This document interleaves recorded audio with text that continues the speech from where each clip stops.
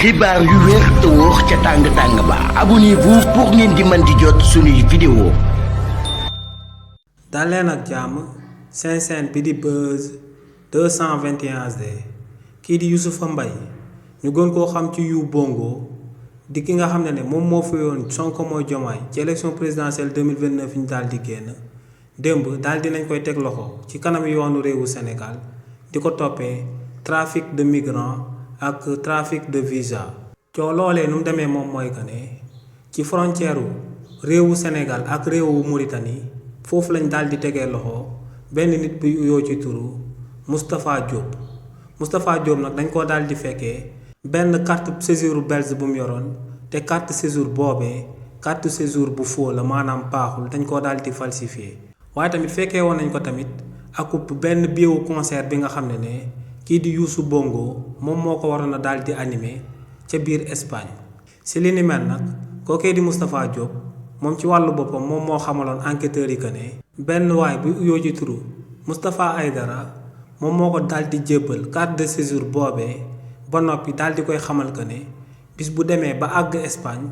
la koy soog a daal di fay ci lu tolloog 4 millions de francs CFA. li ni mel nag moom moo sababoon waa police wéyaloon seen enquête ba daal di teg loxo kookee di Moustapha Aydara nag ginnaaw bañ ko tegee loxo moom waxul woon dara waaye nag ginnaaw bañ jëlee téléphone am bi daal di koy exploité si lañ daal di gis que ne kookee di Moustapha Aydara daa jël kii di Moustapha Diop daal di koy boole ci staffu Youssou Bongo bi ginnaaw ba muy déposé papier yi ngir kookee daal di am ak possibilité daal di am ak carte de séjour boo xam ne carte de séjour bu faux la.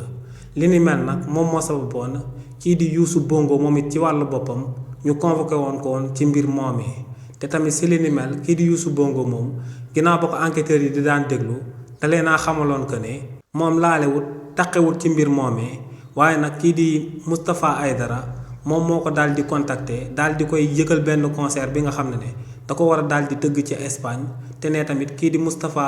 Aydara kookee moom moo ko forcé woon ngir mu daal di jël kii di Moustapha Diop daal di koy boole ci membre staff bi ne lu leer ba am moom mooy que ne moom xamul woon que ne li ni mel mun nañ cee daan akum nit ay atu kaso donc ne moom aku victime la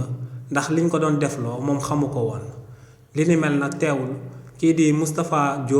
Moustapha Aydara ak kii di Youssou Bongo ñu téye leen daal di leen di placer en garde à vue di leen toppee trafic de visa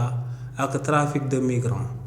xibaar yu wér te wóor ca tàng-tàng ba abonnez-vous pour ngeen di mën di jot suñuy vidéo.